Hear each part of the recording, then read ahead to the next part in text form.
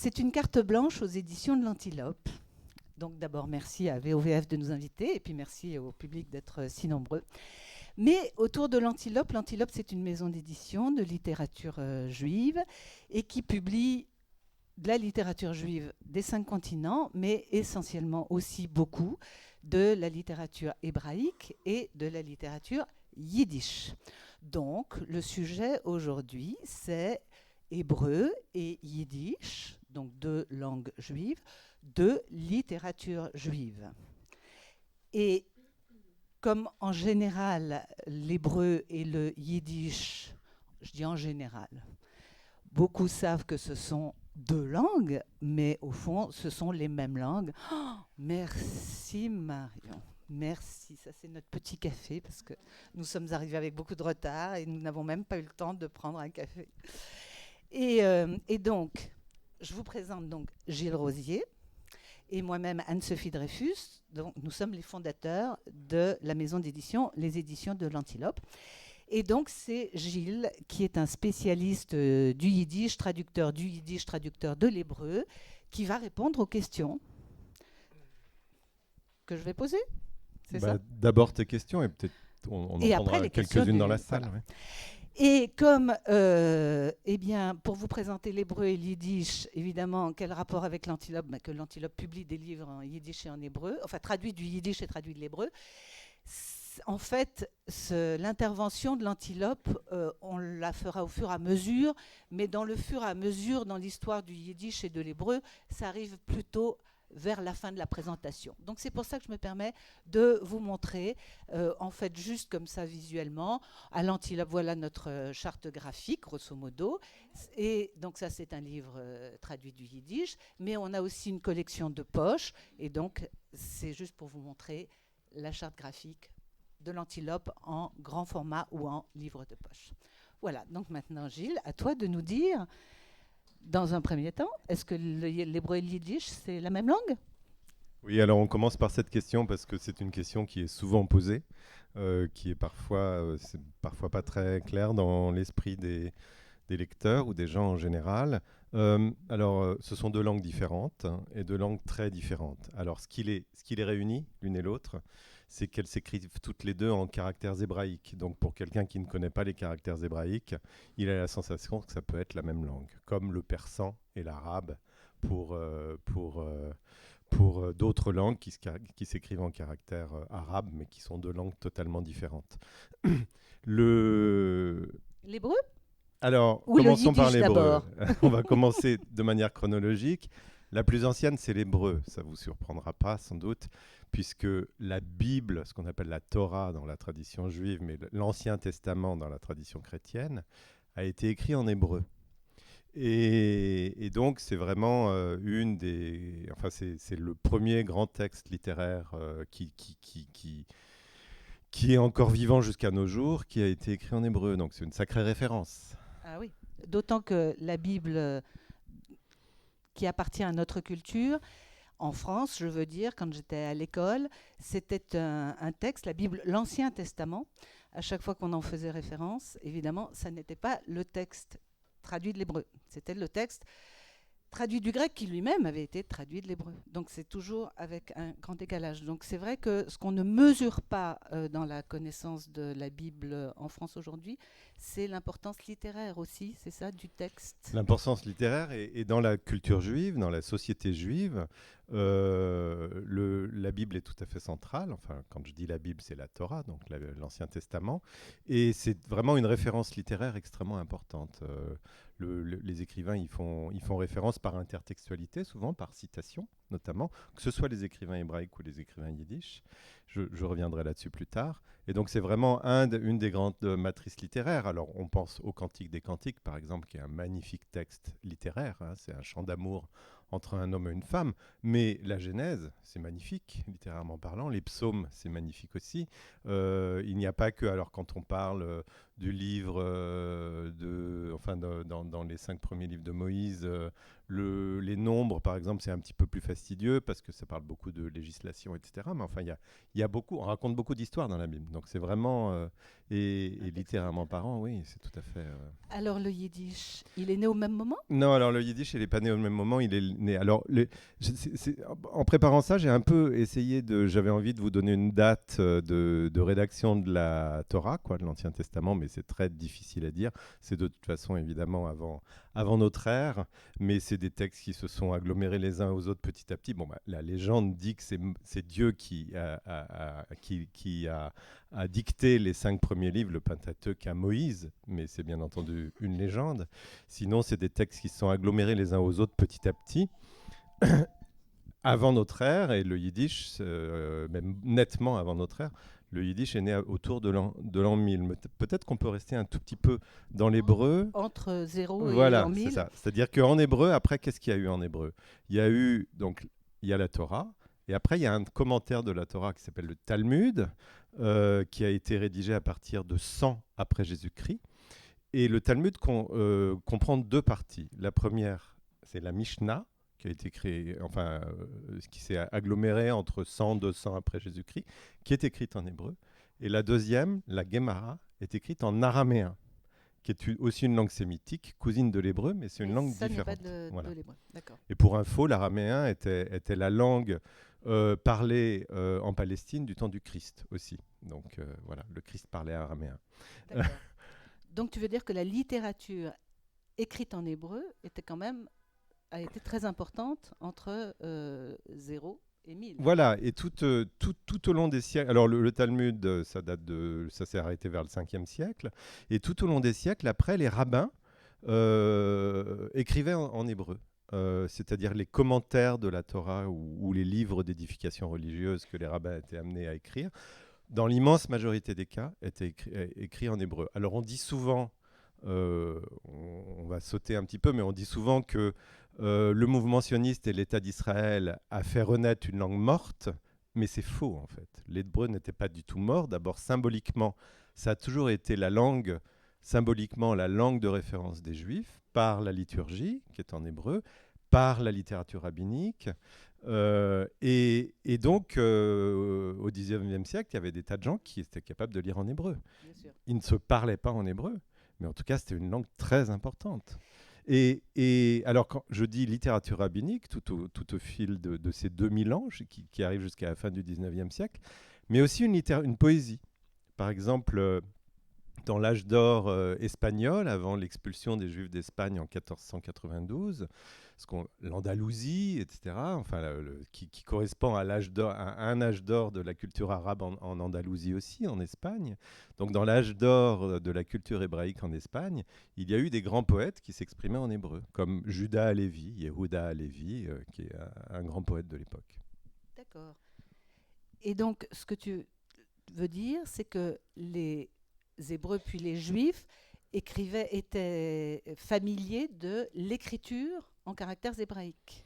Ils étaient familiers de l'écriture en caractères hébraïques, et puis les gens lettrés étaient capables de lire un texte en hébreu, tout simplement, parce que l'éducation juive, c'est ça qui est aussi assez remarquable chez les Juifs, c'est que dans la plupart des nations, il y avait une couche extrêmement fine de personnes qui savaient lire. Chez les Juifs, tous les hommes savaient lire parce que ça fait partie de l'éducation. Il y a des cultures dans lesquelles il faut savoir couper une charpente. Et ben, chez les Juifs, il faut savoir lire. Puisque le passage à l'âge adulte, à l'âge de 13 ans, pour la bar mitzvah, la célébration qui fait passer un enfant à l'âge adulte, symboliquement, c'est de lire publiquement à la synagogue dans la Torah. Donc tous les hommes savaient lire les caractères hébraïques. Alors comment est né le yiddish? Et c'est ce qui fait que les langues juives, dont le yiddish, s'écrivent en caractères hébraïques. C'est-à-dire que de la même manière que le serbo-croate, alors maintenant les Serbes et les Croates diraient que c'est 2 langues différentes, ils tiennent absolument à ce qu'on dise qu'il n'y a rien à voir entre le serbe et le croate, mais globalement c'est la même langue quand même, sauf qu'il y en a une qui s'écrit en caractère cyrillique, parce que parce que les Serbes sont orthodoxes, donc c'est la langue, l'écriture religieuse cyrillique, et le croate s'écrit en caractère latin parce que les Croates sont catholiques. Donc la graphie de base chez les catholiques, c'est le latin, le caractère latin. Voilà. Donc chez les Juifs, c'est la même chose.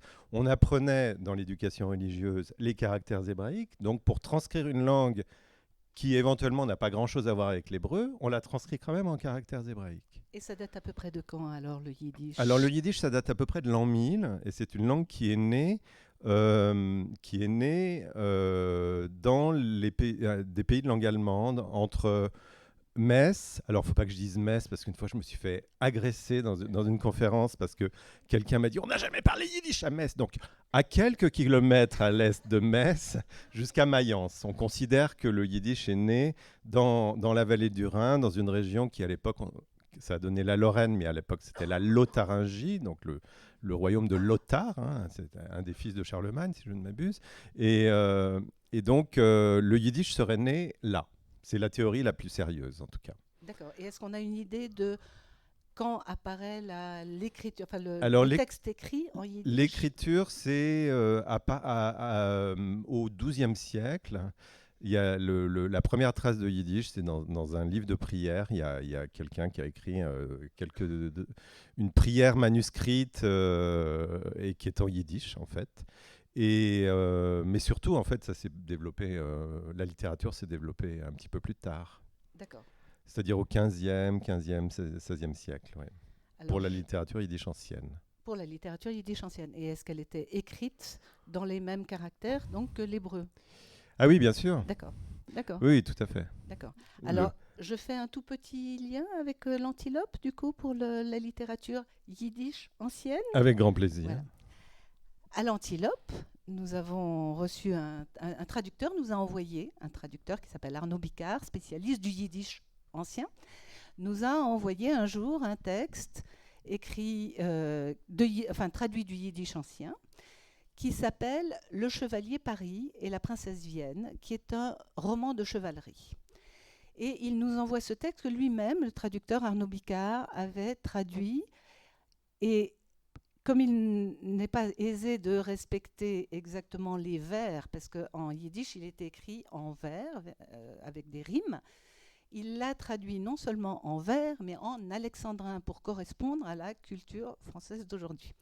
Et on s'est dit à l'Antilope, vraiment ce texte est magnifique. C'est incroyable que ce livre qui avait disparu publié en 500 ans, oui. Publié en 1594 à Vérone, en yiddish ancien, retrouvé à la fin du XXe siècle, en 1986, dans la bibliothèque épiscopale de Vérone, par hasard, que ce texte-là disparaisse et ne soit pas traduit en français, ce n'était pas possible. Donc, à l'Antilope, nous avons décidé de le publier. Il ne sortira bien qu'au mois d'octobre, mais je veux quand même vous montrer. Enfin, je crois qu'il est quand même en vente en bas. Il y a eu une petite exception. Il est en vente en bas. Alors, exception oui. pour VOVF. Notre diffuseur a accepté d'en envoyer quelques exemplaires.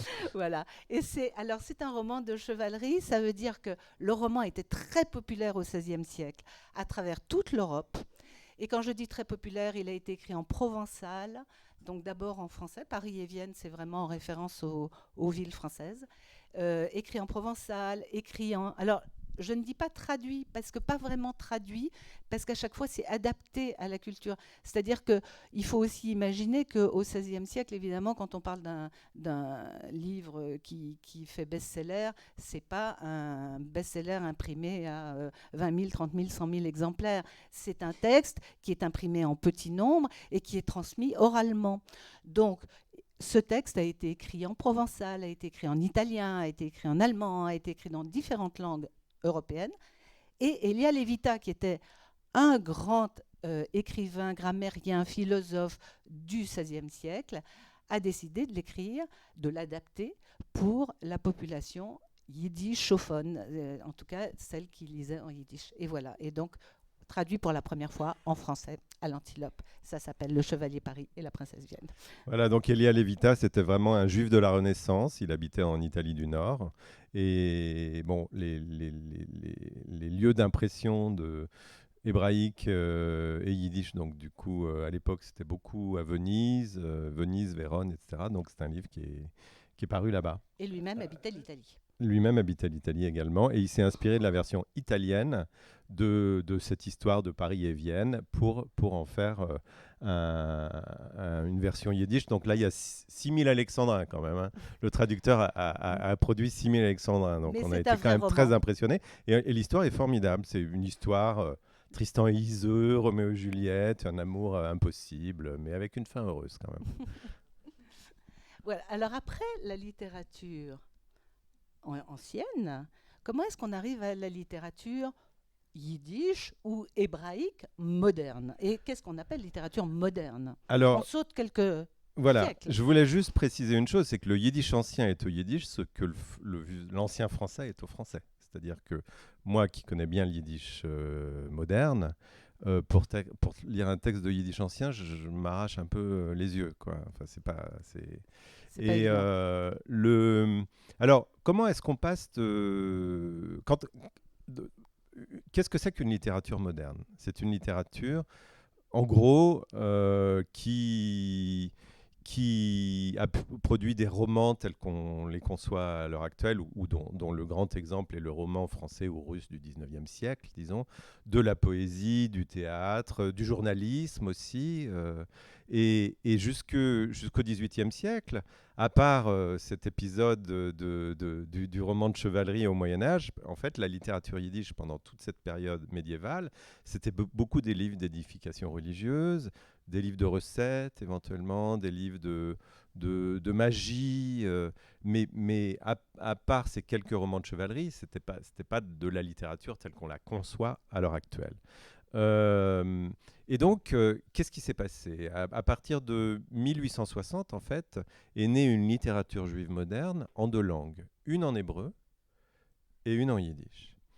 Et en fait, écrite plus ou moins par les mêmes auteurs au départ, puisque ces auteurs étaient complètement bilingues et même trilingues, parce que dans le judaïsme d'Europe orientale, il y a eu un trilinguisme classique, quoi.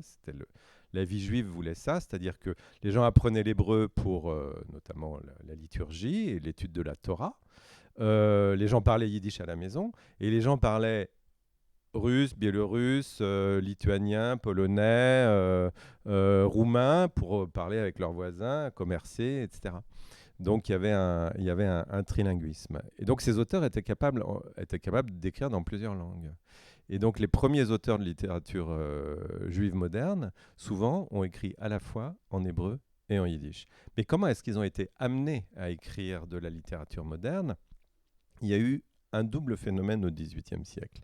Le premier, c'est 18. les Lumières, au XVIIIe, mais qui a abouti à la fin du XIXe à la littérature moderne. Le premier, c'est les Lumières. Donc, en France, on connaît les Lumières, Voltaire, Rousseau, les encyclopédistes, etc. En Allemagne, l'Aufklärung, qui est l'équivalent des Lumières, dont un des grands tenants était juif, et c'était Moses Mendelssohn à Berlin. Et en fait, les idées de Moses Mendelssohn ont essaimé en Europe orientale et sont arrivées avec un petit peu de retard, donc non pas à la fin du XVIIIe, mais au milieu du XIXe siècle. Donc cette idée, l'idée centrale des Lumières, de la Aufklärung, c'est que la vie religieuse n'est plus le centre de la vie, tout simplement. Il y a autre chose en dehors de la religion. Et donc, chez les Juifs, où la religion, les Juifs vivaient de manière très communautaire, donc en fait, la religion régissait toute leur vie. À un moment donné, dans l'enseignement, dans les préoccupations, il y a eu l'idée que il y avait de la géographie, de la botanique, des langues étrangères, les mathématiques, la physique, etc. Donc il y avait d'autres domaines de connaissances que la connaissance religieuse. Et, euh, et ce qui a donné effectivement l'idée que on pouvait écrire un roman dans lequel on pouvait décrire la nature, on pouvait décrire les animaux, on pouvait décrire les sentiments. Et donc, ça, c'est le premier phénomène qui a amené à la littérature juive moderne. Le deuxième phénomène, c'est qu'au XVIIIe siècle, en Europe orientale, en Ukraine plus précisément, a émergé un mouvement religieux qui s'appelle le chassidisme. Et en fait, à l'époque, en Europe orientale, il y avait euh, le, un des piliers de la religion juive, c'est l'étude. C'est pas seulement la pratique religieuse, c'est pas seulement la prière, mais c'est aussi l'étude. Il faut étudier la Torah et étudier le Talmud. Et c'est des textes qui s'étudient en permanence. Et donc, il y avait une petite dérive qui faisait qu'il y avait, même si tous les hommes savaient lire, comme je le disais, et certaines femmes, mais pas toutes les femmes, il y avait quand même une caste d'érudits qui faisaient des études poussées, notamment dans l'étude du Talmud. Et donc, comme si un petit peu, ceux-là avaient un petit peu plus la place dans la société que les autres. Et est arrivé un rabbin, enfin oui, un rabbin, ou plus ou moins, ouais, qui s'appelait Israël Baal Shem Tov, qui veut dire maître du bon nom en hébreu, et qui a dit, mais non, mais tout un chacun, quel que soit son niveau intellectuel et son niveau de culture, a la même place dans la relation avec Dieu, sachant que dans le judaïsme, il n'y a aucun intermédiaire entre soi et Dieu. Il n'y a pas de curé qui fait l'intermédiaire, il n'y a pas de pape, on parle à Dieu directement. Et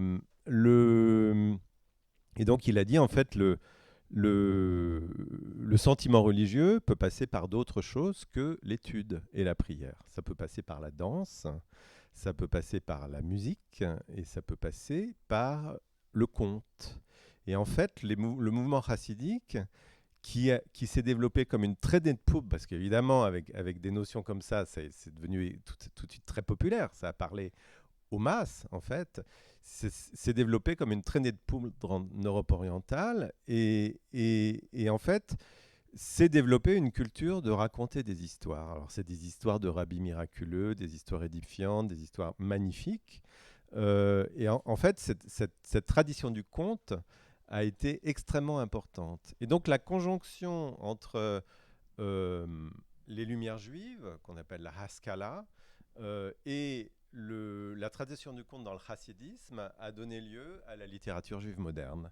Et on considère, yiddish et en hébreu. Voilà, donc on considère que jusqu'en 1860, même s'il y a les premiers essais de romans, c'est toujours à des fins édificatrice d'un point de vue religieux. À partir de 1860, c'est vraiment du roman qui, comme c'est du Dostoïevski, enfin en tout cas du Zola, du Balzac, etc. C'est-à-dire que ça raconte la vie, ça raconte l'amour, ça raconte la nature, ça raconte la société, les relations entre les gens, etc. Alors là encore, je vais faire un petit lien avec les éditions de l'Antilope. Alors attends de faire un petit lien, parce que je veux quand même parler du tout premier, qu'on n'a pas mis à notre catalogue, qui a un nom à coucher dehors. Hein. Bon, il s'appelait... C'était son pseudonyme. Il s'appelait Abramovitch, de son nom de famille, mais il se faisait appeler Mendele Moicher Sforim, ce qui veut dire Mendele, le colporteur de livres.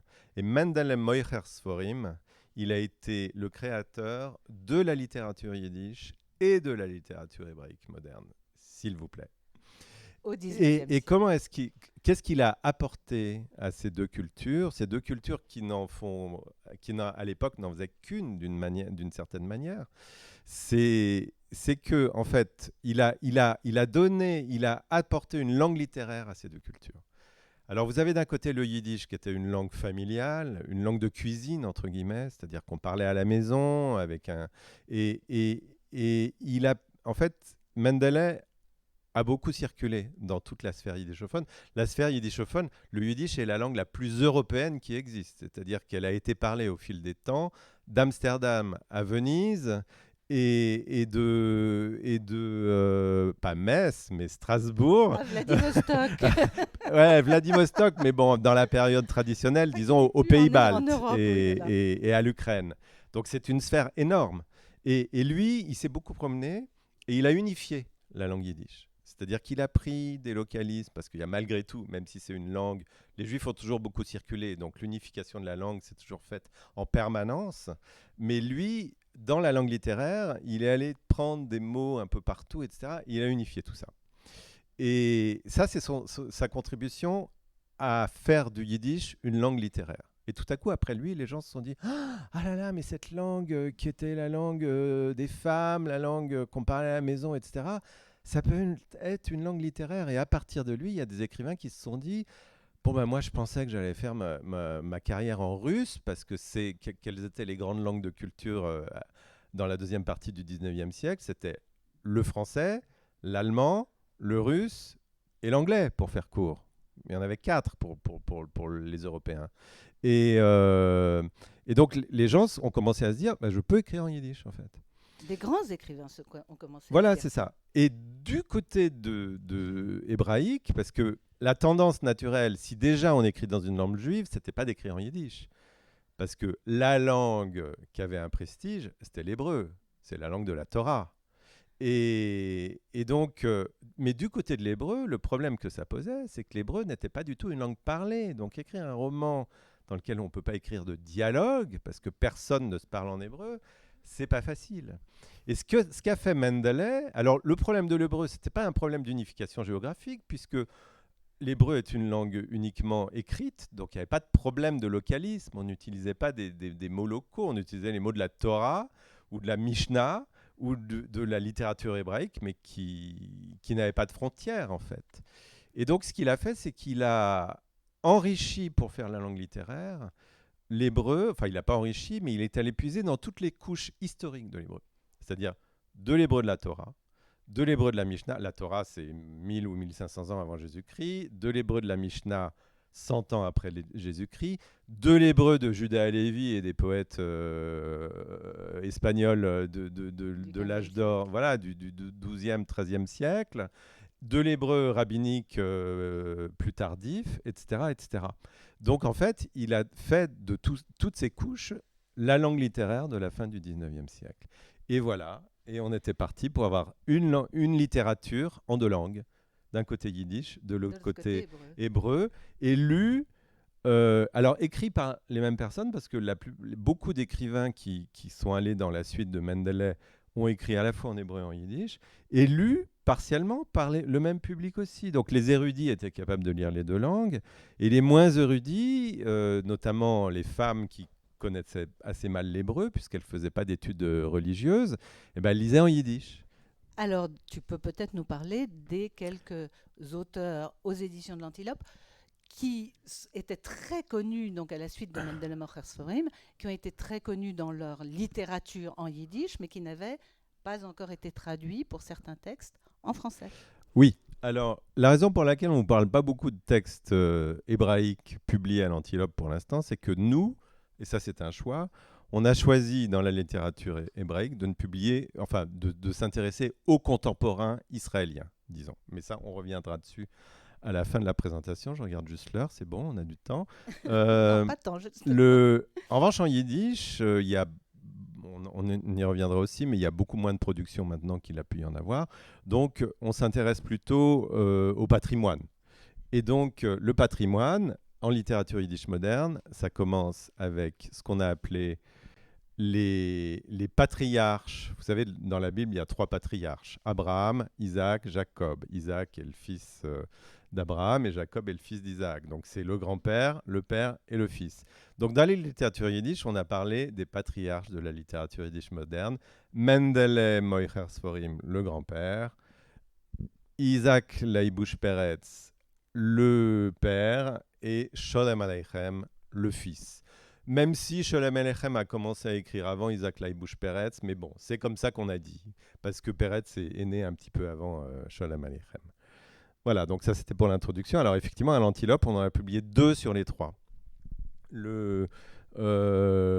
Alors, Histoire des temps passés et à venir de Isaac Laïbouche Peretz, traduit par une immense traductrice qui nous a quittés il y a quelques mois, qui était Batia Baum, pour ceux qui la connaissent, qui était une traductrice extraordinaire, à la fois une très bonne traductrice de prose et de poésie, qui s'est beaucoup... qui a beaucoup traduit des textes de la Shoah, notamment des textes des camps et des ghettos, mais pas seulement.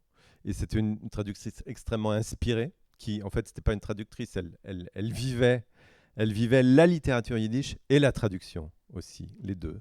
Et donc, Donc, voilà, donc ça c'est un recueil d'histoires. Yud Lamed Peretz, en fait, bon, Mendeley, je vous ai dit, c'est le créateur. Et c'est lui qui a créé les 2 langues littéraires. Mais là, on va parler de la littérature yiddish. Yud Lamed Peretz, c'est quelqu'un qui est arrivé et qui a dit il n'y a pas de frontières pour la littérature yiddish. C'est-à-dire qu'il faut explorer tous les domaines, tous les terrains. Donc, il a écrit du théâtre, il a écrit des histoires, il a écrit de la poésie, il a fait des traductions, parce que la traduction, puisqu'on est dans un festival de traduction, c'est la traduction enrichit la langue d'arrivée. Quand on traduit Rabindranath Tagore en yiddish, on enrichit la culture yiddish. On n'enrichit pas la culture indienne, bien entendu. Mais donc lui, il a fait énormément de traductions aussi. Et du journalisme, il a écrit des essais. Et il a dit, et il avait en fait il habitait Varsovie. Là aussi, il y a Mendeles, c'est l'écrivain d'Odessa. Tout le monde connaît Odessa maintenant. Peretz, c'est l'écrivain de Varsovie et de la Pologne, donc. Et Sholem Aleichem, il était de Kiev, donc beaucoup plus haut en Ukraine, et il est parti aux États-Unis. Donc c'est l'écrivain des deux rives, de l'Ancien et du Nouveau Monde. Et ça fait une différence, excuse-moi, hein, Oui, je suis un peu bavard, mais ça fait une différence sensible. C'est que un écrivain de la sphère russe, c'est-à-dire d'Ukraine, hein, l'Ukraine à l'époque c'était vraiment la sphère russe, il est complètement dans le russe. Un écrivain polonais, le polonais n'était pas considéré comme une des grandes langues littéraires à l'époque. Il est beaucoup plus ouvert sur l'Europe occidentale, sur la littérature allemande, sur la littérature française, etc. Donc ça fait on sent une différence dans leur éducation, dans leur thématique, etc. Donc Peretz, c'est celui qui a élargi les champs et qui a dit, donc il avait un appartement à Varsovie, et il est mort pendant la Première Guerre mondiale, mais à partir du début du XXe siècle, si on voulait devenir quelqu'un dans la littérature yiddish, le passage obligé, c'était d'aller voir Peretz à Varsovie et de lui montrer les textes. Et il recevait une fois par semaine dans son appartement, il avait un salon, et il adoubait en fait les jeunes écrivains. Donc ça a aussi été son importance, ça. Et le troisième, donc le petit-fils, Sholem Aleichem. Alors Sholem Aleichem, il était né à côté de Kiev, ou à côté, oui. Et en fait, son premier travail, il avait perdu sa mère quand il était très jeune. Et son premier travail, il avait une belle-mère qui était odieuse avec lui et pas très bien élevée, manifestement. Donc son premier travail, ça a été de faire un dictionnaire, enfin un lexique, de toutes les injures que sa belle-mère pouvait proférer. Et il y en avait beaucoup. Et donc, tout ça pour dire que Sholem Aleichem, c'est vraiment le chantre de la culture populaire, du petit juif d'Europe orientale. Toujours avec beaucoup d'humour. Voilà, c'est ça. Il est reconnu. Voilà, c'est énormément d'humour. L'humour juif, on ne le sait pas ou on ne le dit pas, mais en fait, existe grâce à Sholem Aleichem. Non, il n'existe pas grâce à Sholem Aleichem, mais disons qu'il a été beaucoup enrichi par Sholem Aleichem. Voilà, et c'est vrai que, et surtout, on dit toujours que l'humour, c'est une façon de se moquer de soi-même, de rire à travers les larmes, etc. Sholem Aleichem, mais il vous raconte les situations les plus atroces, et vous êtes plié de rire à toutes les pages. Et c'est ça. Et donc, par exemple, Motel, fils du chantre, c'est l'histoire d'un petit garçon en Ukraine et dont le père meurt. Et donc, une des premières phrases du livre, c'est « C'est génial, je suis orphelin ». Voilà. Et ça, c'est Sholem Aleichem. Bon, alors après, il explique en disant, ben voilà, mes copains, ils ont leur père qui les fait tout le temps, leur casse tout le temps les pieds. Moi, je suis tranquille avec ça. Enfin, c'est génial, je suis orphelin, faut aider quand même, faut oser quand même. Et après, l'histoire, c'est que sa mère a pas de quoi nourrir la famille, donc avec son grand frère, il imagine toutes sortes de stratagèmes pour créer de l'encre à partir de je sais pas quoi. Ouais, gagner un peu d'argent. Donc il essaie toutes sortes de trouvailles qui capotent évidemment à chaque fois. Et puis un jour, il décide que ils peuvent plus rester en Ukraine et qu'il faut partir en Amérique. Et donc c'est la première partie du livre, c'est toute cette description de leur vie en Ukraine. Et après, c'est toute la description de leur départ et de leur traversée de l'Europe jusqu'en Angleterre pour prendre le bateau pour les États-Unis. Ça, c'est le premier Motel, fils du chantre. Le deuxième, alors ça, c'est celui qu'on a publié. Le deuxième qu'on publiera en mars. Oui. Ça s'appelle Mottl en Amérique. Donc, c'est la famille quand elle arrive en Amérique. Ellis Island. Et alors, Sholem Aleichem, donc dans Mottl, c'est très clair. Cette traversée de l'Europe, il vous fait découvrir tous les juifs c'est là qu'on comprend qu'entre des juifs russes de l'Empire russe, qui étaient quand même très ostracisés par le tsar, enfin le gouvernement du tsar, etc. Et les juifs de l'Empire austro-hongrois à l'époque, qui avaient été émancipés vers 1875, je crois. Il y a une différence flagrante. Donc, quand ils passent la frontière, tout à coup, il dit mais je vois des juifs avec des barbes et des papillotes et des caftans et des chapeaux noirs et tout qui se baladent dans la rue et qui parlent en yiddish comme s'ils n'allaient pas se prendre des pierres, etc. Enfin, vous voyez, c'est vraiment une photographie de l'Europe de l'époque et de la condition juive de l'époque. Il a aussi des pages où il y a des sociétés, ce qu'on appellerait des ONG de nos jours, donc des sociétés qui essayent d'aider les immigrants juifs qui veulent partir en Amérique. Mais enfin, il en a fait une description d'apparatchik du sauvetage humanitaire qui est absolument extraordinaire, où il faut revenir 12 fois dans leur bureau avant de pouvoir espérer avoir je sais pas quoi, etc. Et donc, enfin bon, rien n'a changé depuis le début du XXe siècle. Et on rit tout le temps. C'est vrai. Alors, justement, maintenant, le pont entre cette littérature yiddish, donc après le grand-père, le père, le fils, et la littérature israélienne, puisqu'on va rentrer là dans la littérature juive moderne. Donc, pendant ce temps, il existait aussi une littérature. Alors, je dis israélienne, ce qui est faux, c'est une littérature. Alors, on parle de littérature israélienne à partir de la création de l'État d'Israël en 1948. Donc avant, on est loin de 1948. Hébraïque. Voilà. Elle est toujours hébraïque. Donc, elle s'écrit... Là, on vous parle de l'Europe orientale. Hein. Pourquoi est-ce qu'on parle de l'Europe orientale ? Il faut savoir qu'au XIXe siècle, le nombre de juifs en Europe est passé de 1 million à 9 millions en l'espace d'un siècle. Une natalité exceptionnelle, avec la baisse de la mortalité infantile, etc.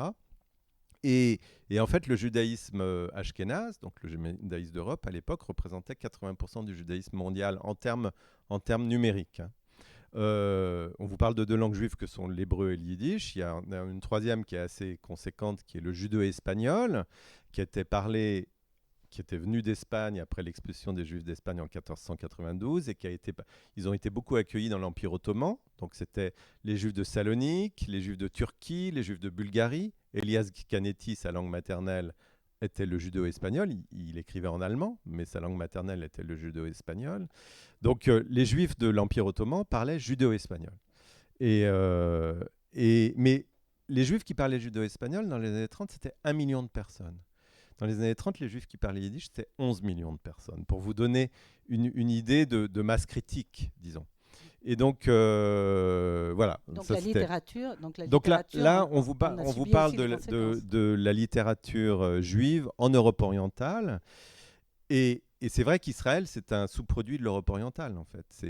Israël a été créé par des immigrants juifs venant d'Europe orientale et qui ont voulu reproduire le nationalisme qui s'est fait jour dans l'Empire russe ou dans l'Empire austro-hongrois en créant un pays dans lequel, de la même façon que les Polonais ont dit maintenant notre langue nationale c'est le polonais et c'est pas le russe de l'occupant, les Serbes et les Croates ont dit notre langue nationale c'est le serbe ou le croate, les Juifs ont dit notre langue nationale c'est quoi.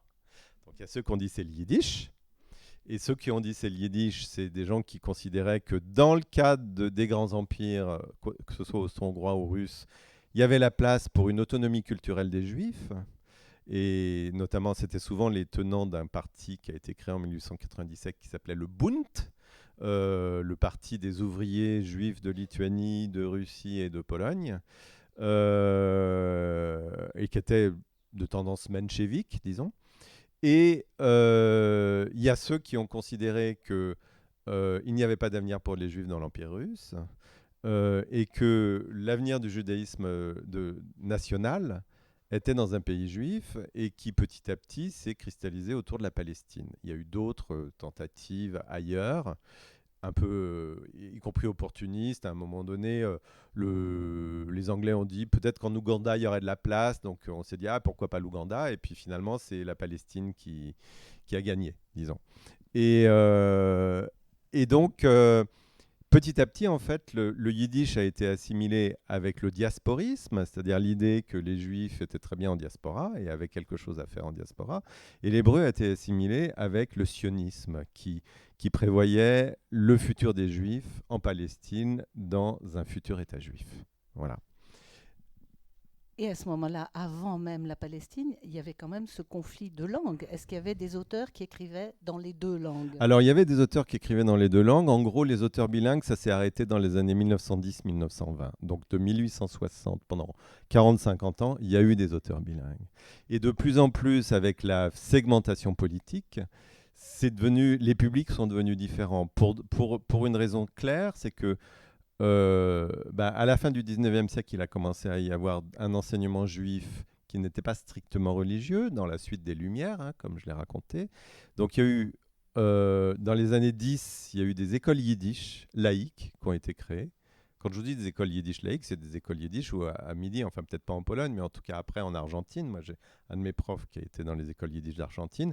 On apprenait la littérature yiddish et la littérature hébraïque, etc. Mais à midi, à la cantine, il y avait du cochon, hein, donc vraiment laïque. Et donc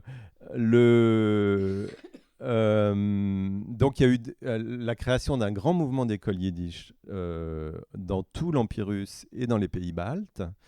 Et, et là, dans cet enseignement-là, les gens qui sont allés à l'école yiddish, ils avaient beaucoup moins d'enseignements religieux ou bibliques que dans les générations précédentes. Donc petit à petit, en fait, les gens qui sont allés dans ces écoles n'ont plus réussi à lire l'hébreu, en fait. Ils ne comprenaient pas, parce qu'ils n'avaient plus l'enseignement. Et à contrario, dans le mouvement sioniste, on a totalement arrêté de parler yiddish, et c'était tout pour l'hébreu. Donc en fait, notamment en Palestine, les jeunes qui sont arrivés avec leurs parents, alors ils entendaient du yiddish, soit dans leur famille, soit dans la rue, etc. Donc la première génération comprenait le yiddish, mais s'interdisait de le parler. Et petit à petit, le yiddish a été incompris par la population juive de Palestine, puis israélienne. C'est ça. Et donc, Donc en fait, la littérature juive en deux langues, bilingue, est devenue deux littératures différentes. Alors, une fois que l'État d'Israël donc est créé, donc on parle là de 1948, est-ce qu'il y a des auteurs au moment de la création de l'État d'Israël qui ont été reconnus comme auteurs israéliens écrivant en yiddish, ou alors est-ce qu'il n'y a eu que des auteurs hébraïques reconnus comme auteurs israéliens? Alors, bon, la Constitution, en fait, il y a effectivement eu une guerre des langues, parce qu'il y avait des gens qui disaient, attendez, 80%, comme les créateurs étaient très autocentrés, ils pensaient que tous les juifs du monde parlaient yiddish. Il y avait un truc qui disait, il y a des gens, il y a un dicton qui dit Redst nicht kein Yiddish, bist nicht kein Yid. C'est-à-dire, tu parles pas yiddish, t'es pas juif. C'est-à-dire qu'à un moment donné, on pensait que tous les juifs du monde parlaient yiddish. Les juifs du Yémen, les juifs du Maroc ne connaissent pas, quoi. Et donc, la guerre des langues, ça a été au sein de la population juive d'Europe. Et notamment dans le mouvement sioniste, il y a des gens qui ont dit attendez, mais 80% des juifs d'Europe parlent le yiddish, vous allez les obliger à apprendre une langue vernaculaire qui serait l'hébreu dans les conversations de tous les jours, à des gens enfin, s'ils sont alphabétisés, ne sont pas des grands intellectuels, donc ça ne va pas être évident, quoi. Et ben malgré tout, c'est l'hébreu qui a gagné, quoi. Et qui est devenu la langue de la population juive de Palestine, puis de l'État d'Israël. Mais pour gagner cette guerre, ça a été violent. Et dans les années 20, à Tel Aviv, il y avait une brigade non pas étatique, hein, mais une milice, en fait, autoproclamée, qui s'appelait la Brigade de défense de la langue hébraïque, et qui brûlait les kiosques dans lesquels on vendait la presse yiddish. J'ai lu des textes d'écrivains yiddish qui venaient faire des conférences à Tel Aviv et dont les réunions publiques étaient perturbées par cette brigade parce qu'ils prenaient la parole en yiddish. Et ce qui donne ce truc assez rigolo, enfin rigolo, le contexte n'est pas très rigolo, ça c'est une petite parenthèse. au moment du procès d'Emaniuk, Ivan Demaniuk, qui a été suspecté d'être un des bourreaux de Treblinka. J'ai regardé parce que j'avais traduit des textes d'un des survivants de Treblinka qui avait témoigné au procès. En fait, le monsieur a voulu... il témoignait en yiddish. Il habitait Montevideo, il ne parlait pas l'hébreu, donc il témoignait à Jérusalem en yiddish. Et donc, il avait un traducteur qui le traduisait du yiddish en hébreu pour les membres de la cour. Et à un moment donné, le traducteur dit quelque chose, et puis il y a quelqu'un dans la cour qui dit « Non, c'est pas exactement ce qu'il a dit. » C'est-à-dire que tout le monde comprenait le yiddish dans la cour. Mais il ne fallait pas dire que le témoin, il allait témoigner en yiddish. Ce n'était pas possible, puisque l'hébreu était la langue nationale d'Israël. Il ne fallait pas témoigner en yiddish dans une cour israélienne. Voilà. Donc on en vient aux écrivains yiddish, aux écrivains hébraïques. Donc, je dis ça parce que l'heure avance. Oui, l'heure avance. Il aurait fallu. Il faudrait laisser quand même un tout petit peu la parole au public. T'as raison. Donc, juste dire que nous, on n'allait pas à l'Antilope s'attaquer aux écrivains hébréophones, c'est-à-dire hébraïques et israéliens, parce que Amos Oz, ça y est, il est publié et connu.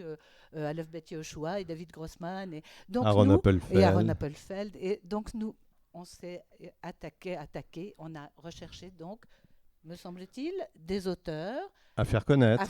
Ouais. Voilà. Et donc, on a notre premier auteur à l'Antilope, le premier livre qu'on a publié à l'Antilope, un peu comme notre carte d'identité, c'était Comme deux sœurs de Rachel Shalita, qui est donc israélienne et qui raconte une histoire là qui se passe avant la création de l'État d'Israël, puisque comme deux sœurs, les deux héroïnes sont en fait nées dans les années 20 et elles vivent en Palestine. Et donc, c'est une histoire de grande amitié entre ces deux sœurs. Et Rachel Shalita est vraiment un auteur formidable. Et, on en a publié deux d'elle et on va en publier un troisième. Et dans les jeunes auteurs, c'est Yonatan Sagiv qui lui écrit des polars. Et Yonatan Sagiv, donc on a choisi évidemment de publier parce que c'est vraiment une vision contemporaine, une écriture contemporaine et une vision contemporaine d'Israël, puisque le héros, qui est le Hercule Poirot de l'histoire, le héros de l'histoire, est homosexuel, affirmé, assumé, et au lieu de draguer toutes les femmes qui passent, il drague tous les hommes qui passent, et en même temps, il résout les énigmes. Donc, on est en plein cœur de Tel Aviv avec queer. Un détective queer, exactement. Et comme Tel Aviv est une des villes les plus gay-friendly au monde de nos jours, ça va bien avec la ville. Voilà. Et alors, complètement à l'envers, un autre jeune auteur israélien qui s'appelle Yonatan Berg. Je dis complètement à l'envers, c'est une autre représentation de cette jeunesse israélienne qui a vraiment des choses à dire, qui était Psagot, qui lui a été élevé dans une implantation juive de Cisjordanie qui est à quelques kilomètres de Ramallah et qui raconte comment il a quitté l'implantation et comment c'est douloureux pour lui en tant qu'enfant de cette implantation, qui ne partage pas forcément l'idéologie ni l'esprit, et en même temps la douleur d'y laisser sa famille, ses amis, sa culture. Et donc désormais il vit à Jérusalem. Voilà, c'est un peu rapidement nos lignes yiddish, hébreu. Et puis on peut peut-être conclure sur deux textes de littérature yiddish. On a publié aussi deux grands auteurs plus contemporains, enfin de la deuxième moitié du XXe siècle. Deux poètes, un qui s'appelle Leivik, mais on n'a pas publié de la poésie de lui. On a publié un sublime récit qui est, c'est notre best-seller en plus, mais c'est pas usurpé. C'est un livre magnifique où il raconte comment, après la révolution avortée de 1905, il a été arrêté et il a été au bagne du Tsar, donc ça s'appelle Dans les bagnes du Tsar, et en relégation en Sibérie. Il raconte toute cette expérience et les rencontres qu'il a eues. Lui était révolutionnaire, mais il a eu des rencontres avec des droits communs, parce qu'il y avait aussi des droits communs, donc des assassins. Et c'est magnifique. Et c'est une réflexion philosophique sur l'humaine condition. Et le deuxième... Ah oui, alors lui, c'est le grand frère de Isaac Bashevis Singer, qui est quand même un des seuls écrivains yiddish qui est très connu du grand public. Lui, c'est Israël Joshua Singer, qui était un très grand écrivain aussi, qui est moins connu et dont on a publié deux livres, effectivement. Mais le dernier dont je voulais parler, c'est Jacob Gladstein, qui est un grand poète du XXe siècle, mais dont on a publié un récit aussi, qui s'appelle Voyage à rebours. Traduit par comme les Bagneux-du-Tsar. Par Rachel Hertel, donc, qui est une grande traductrice du yiddish et que vous avez vu à VOVF il y a quelques années. Et Jacob Blackstein, en 1934, il est arrivé à New York en 1914 et en 1934, il décide de retourner à Lublin, en Pologne, d'où il est originaire, parce qu'on lui a dit que sa mère était très malade, donc il veut aller lui rendre visite. Il raconte son voyage en paquebot puis en train de New York jusqu'à Lublin en 1934. Donc il a quitté une Pologne qui était une province de l'Empire russe. Il retrouve une Europe où l'Allemagne nazie existe depuis 1 an et où la Pologne est une république indépendante depuis 1919. Voilà, donc il fait ce récit qui est magnifique aussi. Voilà. Bon, sur un pied, comme on dit. Si vous voulez, si vous avez quelques questions, il reste 5 minutes, donc il n'y a pas beaucoup de temps. Mais... Monsieur. Comment vous arrivez à publier aussi Sabine Gossou ?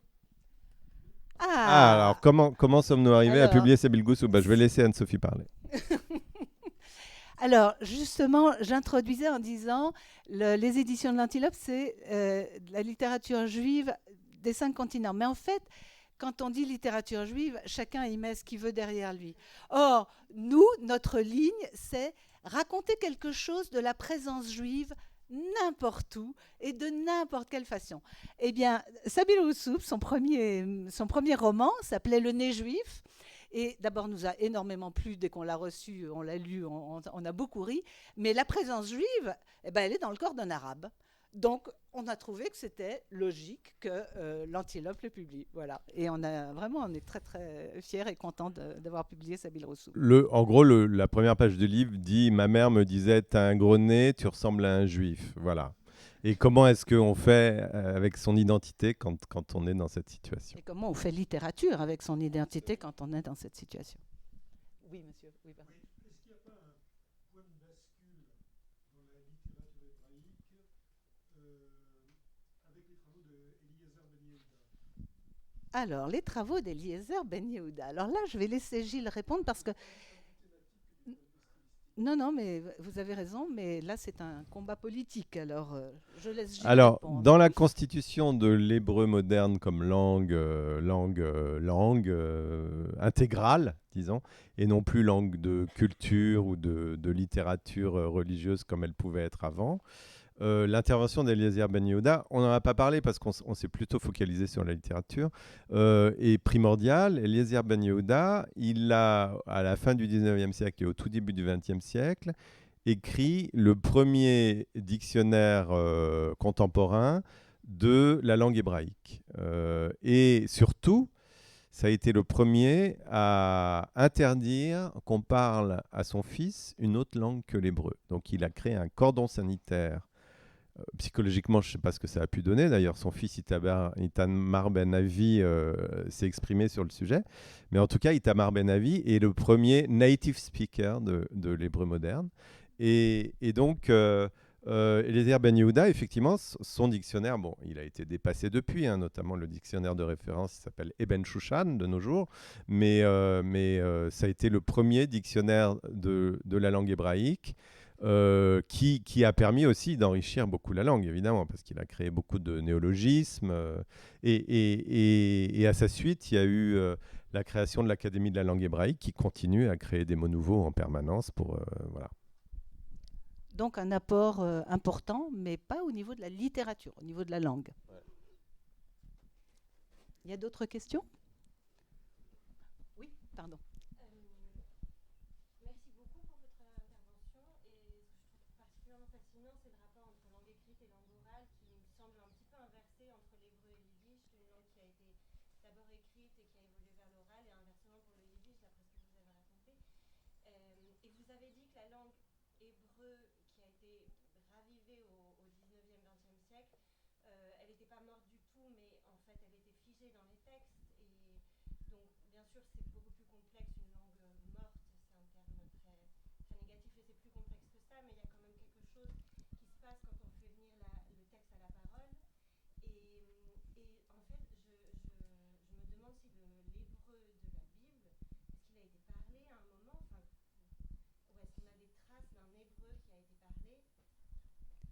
Oh, bah, Alors, vraisemblablement. est-ce que l'hébreu Alors, de je la ne suis Bible pas un était grand parlé? spécialiste de Pardon. ce sujet, mais vraisemblablement, oui. Il Avant est- Babel, oui. Enfin, on peut supposer. Oui, c'est une question que je ne m'étais pas tout à fait posée, mais bon, il me semble que oui. Mais oui, oui, oui, oui, oui, oui. Ouais. Mais au-delà de ça, oui, c'est une vraie question. Est-ce que l'hébreu est parlé? En fait, ce qu'il se passe quand Gilles disait dans l'éducation juive, forcément, l'hébreu était parlé parce que les enfants, alors évidemment, sont plutôt les petits garçons, étudient, préparent leur bar mitzvah, enfin l'âge adulte. L'hébreu était utilisé, mais pas Donc, parlé. oui, utilisé. Mais après, il y a des mots c'est d'ailleurs comme ça que se construisent les langues juives, il y a des mots qui restent dans le quotidien. C'est-à-dire, forcément, on se dit quand même, enfin, je ne sais pas comment ils se disaient, Shabbat Shalom ou Bonne Fête, mais ils se le disaient forcément avec des expressions en hébreu. Oui, alors ce qu'on vous a pas dit, c'est que dans le yiddish, il y a à peu près 15% de mots d'origine hébraïque, hein, parce que bah, ça fait partie. Le yiddish, en fait, c'est une langue. Bon, toutes les langues sont des langues de fusion. Week-end, c'est un mot français maintenant. C'est pas seulement un mot anglais, bien sûr.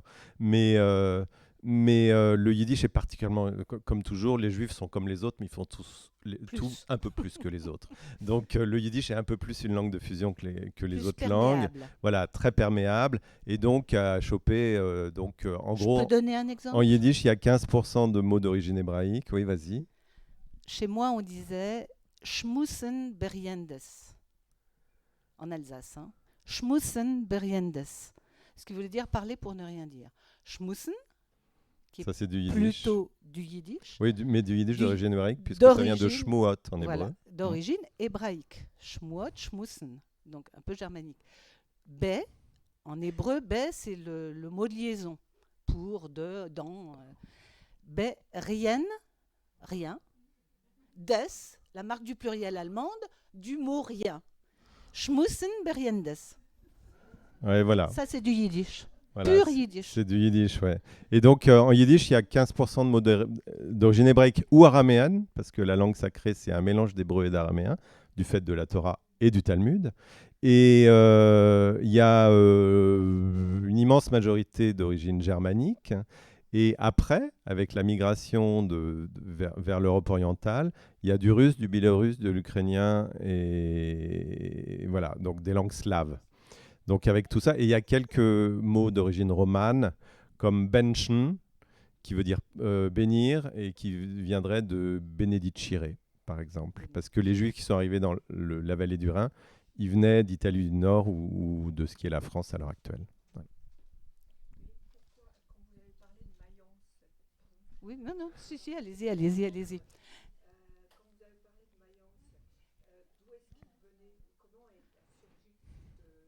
Oh ben, ça, c'est l'histoire. Oui, on va s'arrêter là. On va finir là-dessus. Alors, juste pour dire Mayence, c'est parce que la tradition veut que les Juifs aient suivi, en fait, les Romains sont venus s'installer le long du Rhin en suivant les Romains, mais on peut penser après la destruction du temple, mais déjà depuis l'époque romaine, en fait. Voilà. Mais Bon, monsieur, alors on une est obligé de dernière- s'arrêter là. Non, on nous a indiqué qu'il fallait s'arrêter. Une Ah, question. d'accord, Alors, ok. monsieur. Monsieur,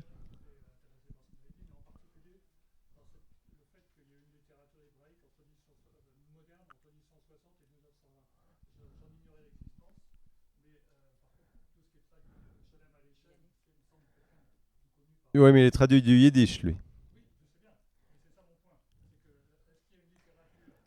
Traduit de l'hébreu. Littérature Oui.